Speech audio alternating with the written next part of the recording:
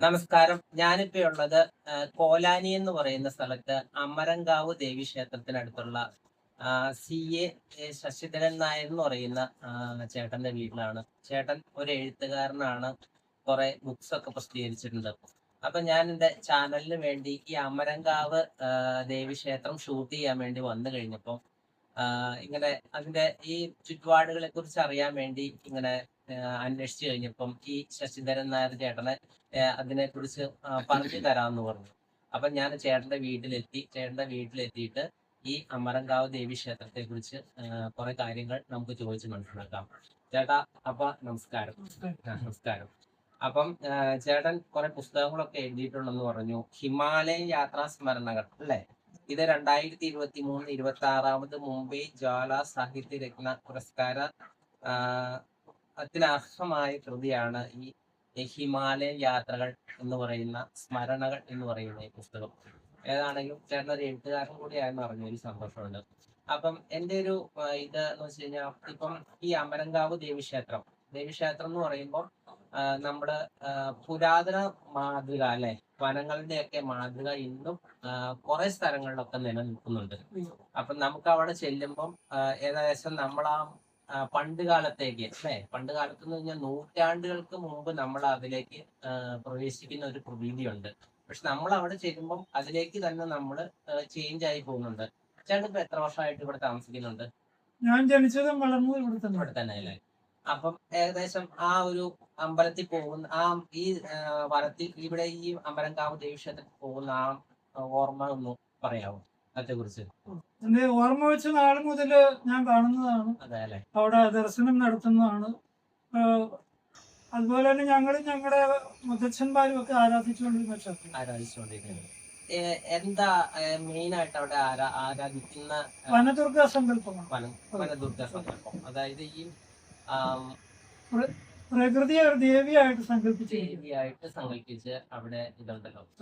Main ആയിട്ട് ഈ കാവുകളിൽ പ്രതിഷ്ഠ എന്ന് പറയുന്നത് ദേവിയാണ് മെയിൻ ആയിട്ട്. വേറെ ഏതാ അവിടെ പ്രതിഷ്ഠയുള്ളത്? വേറെ ഖണ്ഡാകരണമുണ്ട്, യക്ഷിയുണ്ട്, ശാസ്താവുണ്ട്, പിന്നെ സർപ്പങ്ങളുണ്ട്. അങ്ങനെ 3-4 ദൈവങ്ങളാണ് മെയിൻ ആയിട്ട് അവിടെ പ്രതിഷ്ഠ നടത്താറുള്ളത്. അവിടുത്തെ ഉത്സവം നടത്തുന്ന മീനമാസത്തിലെ കുമ്പോടം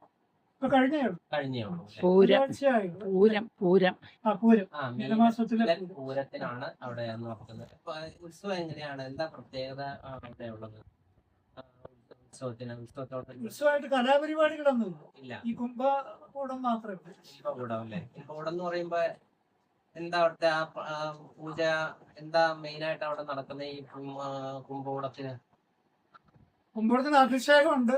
മൂലക്ഷേത്രത്തിൽ നിന്ന് കുംഭോടം നിറച്ച് കാവിലേക്ക്. അതാണ് മൂലക്ഷേത്രം. ഈ അമരങ്കാവ് ദേവി ക്ഷേത്രത്തിന്റെ മൂലക്ഷേത്രം. അവിടുന്ന് ഇങ്ങോട്ടാണ് കുംഭോടയാത്ര. അപ്പം ഒത്തിരി ആൾക്കാരൊക്കെ താലപ്പൊലി എടുത്ത് ധാരാളം സ്ത്രീകൾ വരാറുണ്ട്, കുട്ടികൾ വരാറുണ്ട്. എന്ന് വേണ്ട നാടിന്റെ ഒരു ആഘോഷമാണ്.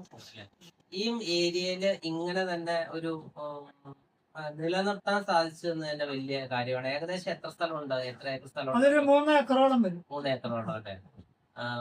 ഏകദേശം ഒരു എന്തെങ്കിലും അതിന്റെ ഈ ക്ഷേത്രത്തെ കുറിച്ച് എന്തെങ്കിലും ഒരു രേഖകളോ അങ്ങനെ എന്തെങ്കിലും ഉണ്ടോ അവിടെ? എഴുതപ്പെട്ട ചരിത്ര രേഖകളൊന്നും ഇവിടെ ഇല്ല.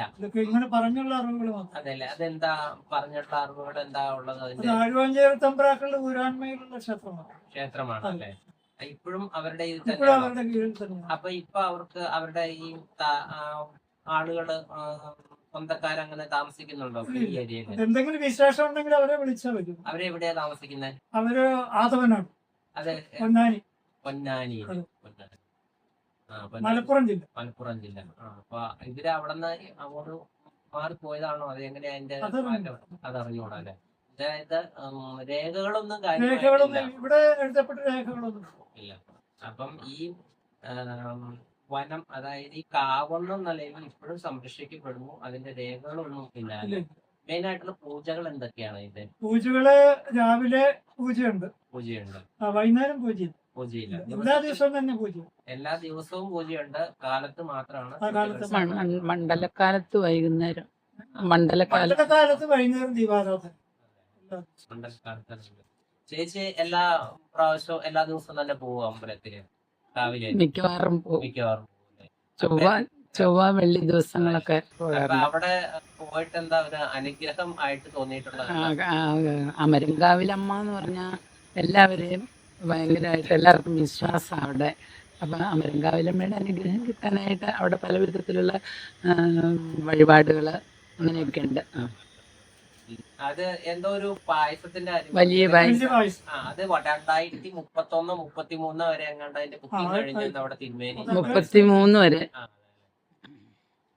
അതാണ് അവിടുത്തെ മെയിൻ വഴിപാടായിട്ട്. അത് കഴിപ്പിച്ചു കഴിഞ്ഞാല് നമ്മള് എല്ലാവർക്കും കൊടുക്കണം എന്നുള്ളതാണത്. അല്ല, ഈ നമ്മള് സാധാരണ പൂജ കഴിച്ചിട്ട് നമ്മൾ സാധാരണ വീട്ടിൽ കൊണ്ടുപോവാണ് ചെയ്യുന്നത്. പക്ഷെ ശരിക്കും പറഞ്ഞു കഴിഞ്ഞാൽ നമ്മൾ പൂജ കഴിച്ചു കഴിഞ്ഞാൽ നമ്മൾ അവിടെ നിൽക്കുന്നവർക്ക് കൊടുക്കണം എന്നാണ് പറഞ്ഞത്. അത് കുറെ ഉണ്ട്, വലിയൊരു മല്ലിത്തൂക്ക് നിറച്ച് കിട്ടും പായസം. അപ്പൊ അത് കുറച്ച് എല്ലാവർക്കും കൊടുക്കും. അടുത്തൊരു ബാലഭവനുണ്ട്, ആ ബാലഭവനിലെ പിള്ളേർക്ക് കൊടുക്കും. കുറെ പിന്നെ നമ്മളൊക്കെ നിൽക്കുകയാണെങ്കിൽ നമുക്കൊക്കെ തരും. ഇവിടെ കോലാഞ്ചിട്ട് ശ്രീകൃഷ്ണ സ്വാമി ക്ഷേത്രം ഉണ്ടല്ലോ, ഇതിന്റെ നിയന്ത്രണത്തിലാണോ അമരങ്കാവ് ക്ഷേത്രം? രണ്ടും ആഴ്വഞ്ചൂർ തമ്പ്രാക്കളുടെ ഊരാൺമയിലുള്ളത്. രണ്ടും കാര്യങ്ങളൊക്കെ നോക്കുന്നത് കോലാനി ദേവസ്വം ഒരു കമ്മിറ്റിയുണ്ട്. ഇല്ല, കമ്മിറ്റിയിൽ നേരത്തെ ഉണ്ടായിരുന്നു, ഇപ്പോഴും. അപ്പം ഇതിന്റെ അടുത്ത് ഇങ്ങോട്ട് താമസിച്ച് കഴിഞ്ഞപ്പോ ഇവിടെ ആ ഒരു അമ്പലത്തിന്റെ ഇതില് താഴെ കുറെ പെയിന്റിങ്സ് ഒക്കെ ആയിട്ട് വെച്ചിട്ടുണ്ടല്ലോ. അതൊക്കെ കോവിഡ് കാലത്ത് ഞാൻ ചെയ്ത ഓരോ വർക്കുകൾ. കലാകാരൻ കൂടിയാണോ ചേട്ടൻ? അതല്ലേ. ഏതാണെങ്കിലും ഈ അമരങ്കാവ് ദേവി ക്ഷേത്രത്തിന്റെ അടുത്താണ് ഈ ശശിധരൻ നായർ ചേട്ടൻ എന്ന് പറയുന്നത്. ഞാൻ ആദ്യം പറഞ്ഞ ഇതിൽ ചേട്ടൻ ഒരു എഴുത്തുകാരൻ കൂടിയാണ്. ഇപ്പം ഞാൻ ചേട്ടന്റെ ഒരു റീസെന്റ് ആയിട്ട് ഒരു പുസ്തകം പ്രസിദ്ധീകരണവുമായി ബന്ധപ്പെട്ട് ഇങ്ങനെ പോകാൻ ഇറങ്ങുമ്പോൾ ഞാൻ വന്നു. എന്റെ ഒരു അഭ്യർത്ഥന പ്രമാണിച്ചതാണ് ഈ ചേട്ടൻ എന്താണ് ഇത് ഇത്രയും കാര്യങ്ങൾ പറഞ്ഞു തന്നത്. പിന്നെ ഈ കാവ്യയെ കുറിച്ച് ഞാൻ പറയുവാണെങ്കിൽ ശരിക്കും പറഞ്ഞു കഴിഞ്ഞാൽ ഈ ഹിന്ദു സങ്കല്പം അനുസരിച്ച് ഹിന്ദു ദേവത എന്ന് പറയുന്ന ദൈവം എന്ന് പറയുന്നത് നമുക്കത് ഒരു കാലഘട്ടം നിശ്ചയിക്കാൻ പറ്റില്ല. ഇപ്പം ക്രിസ്തുമതമാണ് ജനിച്ചതിന് ശേഷം ക്രിസ്തുമതം ഉണ്ടായി. ഇനി ബുദ്ധമതമാണെങ്കിലും ബുദ്ധൻ ജനിച്ചതിന് ശേഷം ഉണ്ടായി. അങ്ങനെ കുറെ മതങ്ങളും. പക്ഷെ ഹിന്ദു മതം എന്ന് പറയുന്നത് അതിന്റെ തുടക്കം എന്ന് ചരിത്രകാരന്മാർ പറയുന്നത് എങ്ങനെയാന്ന് വെച്ച് കഴിഞ്ഞിട്ടുണ്ടെങ്കിൽ പ്രകൃതി ശക്തികളെ ആരാധിച്ചിരുന്ന കാലം. അതായത് മനുഷ്യൻ ഉണ്ടായ ശേഷം ഇടിമിന്നല്, അങ്ങനെ ശക്തമായ പേമാരി അങ്ങനെ ഉണ്ടാവുന്ന സമയത്ത് മനുഷ്യൻ പേടിച്ച് ഇവയെല്ലാം ആരാധിച്ചു എന്നാണ് പറയുന്നത്. അതിന്റെ മുന്നോടിയായിട്ട് ഈ മരങ്ങളെ ആരാധിച്ചു. പിന്നെ അത് അവരുടെ ജീവിത മാർഗമായി അങ്ങനെ ഉരുൾതിരിഞ്ഞു എന്ന ഒരു സംഭവം. അതായത് പുരാതന കാലത്തെ ഇത് ഇപ്പോഴും നമ്മുടെ നാട്ടിൽ നിലനിൽക്കുന്നുണ്ട്. അതിന് ഏറ്റവും വലിയ ഉദാഹരണമാണ് ഈ അമരങ്കാവ് ദേവി ക്ഷേത്രം. നമ്മൾ അവിടെ ചെന്ന് കഴിഞ്ഞിട്ടുണ്ടെങ്കിൽ നമ്മുടെ ശരീരവും മനസ്സും എല്ലാം ആ ഒരു പുരാതന കാലത്തേക്ക് അല്ലെങ്കിൽ ഒരു പ്രാചീന കാലത്തേക്ക് പ്രവേശിക്കും. നമുക്കവിടെ വന്ന് എല്ലാവർക്കും ഒന്ന് കാണാവുന്നതാണ്. അവിടുത്തെ പക്ഷികളുടെ കരച്ചിലും പിന്നെ ആ പ്രതിഷ്ഠയുടെ ആ ഒരു ചൈതന്യമായിരിക്കാം നമ്മൾ ഒരു കുറെ നേരം ഈ തിരക്കിൽ നിന്നെല്ലാം വിട്ട് നമ്മൾ അതിലേക്ക് പോകും. പിന്നെ ഇതിന് വ്യക്തമായിട്ട് അമ്പലത്തെ കുറിച്ച് ഞാൻ നോക്കിയിട്ടും അന്വേഷിച്ചിട്ടും വ്യക്തമായ രേഖകളില്ല. എങ്കിലും കാലത്ത് ഒരു നേരത്തെ പൂജ നടത്തുന്നുണ്ട്. ഏതാണെങ്കിലും ചേട്ടാ നമസ്കാരം. ഇത്രയും കാര്യങ്ങൾ പറയാനുണ്ട്. പിന്നെ വനദുർഗയാണ് പ്രതിഷ്ഠ. വനദുർഗ എന്ന് പറയുന്ന പ്രകൃതിയുടെ പേഴ്സോണിഫിക്കേഷൻ. അപ്പൊ അവിടുത്തെ മരങ്ങള്, മണ്ണ് എല്ലാം തന്നെ ദേവിയുടെ ശരീരത്തിന്റെ ഭാഗങ്ങളാണെന്നുള്ള സങ്കല്പം. അവിടെ പിന്നെ അണ്ണാന്, പക്ഷികള്, കീരി, അതിലൂടെ നടക്കണം മിണ്ടാപ്രാണികള്, മണ്ണിനടിയിൽ ജീവിക്കുന്ന, മണ്ണിന് മുകളിൽ ജീവിക്കുന്ന, മരങ്ങളുടെ മുകളിൽ ജീവിക്കുന്ന എല്ലാം ദേവിയുടെ കുടുംബത്തിലാണ്. അതുകൊണ്ട് അവിടെ കയറി എന്തെങ്കിലും ഒരു ഹിംസാത്മകമായ പ്രവർത്തനം നമ്മൾ നടത്തുകയാണെങ്കിൽ അത് ദേവിയുടെ ശരീരത്തെ വേദനിപ്പിക്കുന്നു എന്നുള്ള സങ്കല്പമാണ്. ആ സങ്കല്പത്തിലാണ് ഇപ്പോഴും ആ കാവവിടെ നിലനിൽക്കുന്നത്. മരങ്ങളൊക്കെ വീണിട്ടുണ്ടെങ്കിൽ പോലും ആരും കത്തിക്കാനൊന്നും എടുക്കില്ല. അത് ദ്രവിച്ച് മണ്ണിനെ അടിയിൽ ചേർന്ന് മണ്ണിൽ തന്നെ ചേരണം. കാരണം ഞാൻ കണ്ടു വലിയ മരങ്ങളെല്ലാം ഒടിഞ്ഞ് അതിന്റെ ചാടി പിന്നെ പലതും ഇങ്ങനെ ദ്രവിച്ച് അങ്ങനെ നിൽക്കുക. പക്ഷെ ആരും ഇപ്പൊ ഒത്തിരി മരങ്ങൾ കാറ്റത്തൊക്കെ വീണു. ഈ പള്ളികളുടെ എല്ലാ മരങ്ങളിലും ഇങ്ങനെ ചുറ്റിപ്പിടിഞ്ഞ് എടുക്കണം. ഒരു മരം വീഴുമ്പോൾ അതിന്റെ ഈ വലിവ് കൊണ്ട് മറ്റ് കമ്പുകൾ ഒടിഞ്ഞു പോകും. അപ്പൊ പിന്നെ മഴക്കാലത്ത് നല്ല മീനമാസത്തിലെ നേതൃത്വപിക്കുന്ന മധ്യാഹ്നത്തിലൊക്കെ അവിടെ ചെന്ന് എയർ കണ്ടീഷൻ ചെയ്ത് ഇവിടെയും നമുക്ക് ദാഹം മാറും, നമ്മുടെ ക്ഷീണം പോകും, ശുദ്ധമായ വായു കിട്ടും, ഒരു ഫ്രഷ്നെസ് കിട്ടും. അതിന്റെ ഭാഗമായിട്ടാണ് പണ്ട് ഇങ്ങനെയുള്ള വനങ്ങളും നമ്മുടെ വീടിനോടനുബന്ധിച്ച് ഇങ്ങനെ നട്ടുപിടിപ്പിച്ച് പിന്നെ അവിടെയൊന്നും കൃഷി ചെയ്യാതെ ഈ ചെറിയ വനങ്ങളായി മാറുന്ന സങ്കല്പങ്ങളും ഒക്കെ ഉണ്ട്. പിന്നെ കാവിന് വ്യാപനമുണ്ട് അല്ലെ? അവിടെ നിന്ന് വിത്തുകളെല്ലാം താഴെ വീണ് അവിടെ മരങ്ങൾ മുളച്ച് കാവിനടുത്തുള്ള പ്രദേശത്തും കൃഷിയില്ല. അപ്പോൾ മഴക്കാലത്ത് നല്ല കാലവർഷം എരുമ്പി പെയ്യുന്ന മഴക്കാലത്ത് അതിലൂടെ നടക്കുവാണെങ്കിൽ മണ്ണില് ചവിട്ടുമ്പോ നമുക്ക് ഇങ്ങനെ ഈർപ്പം തിരിഞ്ഞു സ്പോഞ്ച് പോലെ. നിത്യഹരിത വനങ്ങളിലൊക്കെ ഉള്ള ഒരു പ്രത്യേകതയാണ്. കാരണം വെയില് താഴത്തോട്ട് അടിക്കാതെ മണ്ണ് ഇങ്ങനെ ഡ്രൈ ആവാതെ കിടക്കുന്ന കാരണം കൊണ്ട് ഇങ്ങനെ ഉണ്ടാവുന്നുണ്ട്. പിന്നെ വേറെ എന്താണ് ഇതിന്റെ ഒത്തിരി മൈഗ്രേറ്ററി പക്ഷികൾ വരും. പക്ഷികളുണ്ട്. അതുപോലെ ഇവിടെ പാലോട് ബൊട്ടാണിക്കൽ ഗാർഡനിൽ നിന്ന് അതുകൊണ്ട് ഡോക്ടറേറ്റ് എടുക്കാനായിട്ടൊരു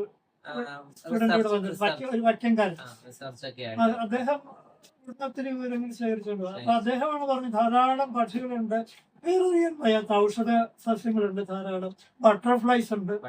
ഞാൻ കണ്ടായിരുന്നു ഒരു പക്ഷി ഇങ്ങനെ വന്നിട്ട്, ഞാനത് കണ്ടില്ല, ഇങ്ങനെ വന്നിട്ട് ഒരു ചെറിയ പക്ഷി ഇങ്ങനെ വന്ന് ഇപ്പൊ ചാടി അവിടെ പോണ ഒരു ഇതുണ്ടായിരുന്നു. പക്ഷെ നമ്മുടെ നാട്ടിലുള്ള കരികല പക്ഷി അല്ല എന്ന് എനിക്ക് തോന്നുന്നു. പക്ഷെ വേറെ ബേഡ്സ് ഉണ്ടല്ലേ? അപ്പം അങ്ങനെയാണ്. പിന്നെ മണ്ണിലെ ജലസംഭരണ ശേഷി കൂടുതലാണെന്നാണ് മരങ്ങളുടെ വേരുകൾ. അടുത്ത പ്രദേശത്ത് ഇങ്ങനെ ഒരു വനഭൂമി കാണാൻ പിന്നെ ഇരിങ്ങോളൊരു വലിയ അത് കേരളത്തിലെ തന്നെ ഏറ്റവും വലിയ കാവുകളിലൊന്നാണ് പെരുമ്പാവൂര്. ഏതാണെങ്കിലും ചേട്ടാ ഇത്രയും കാര്യങ്ങൾ പറഞ്ഞു തന്നതിന് നന്ദി.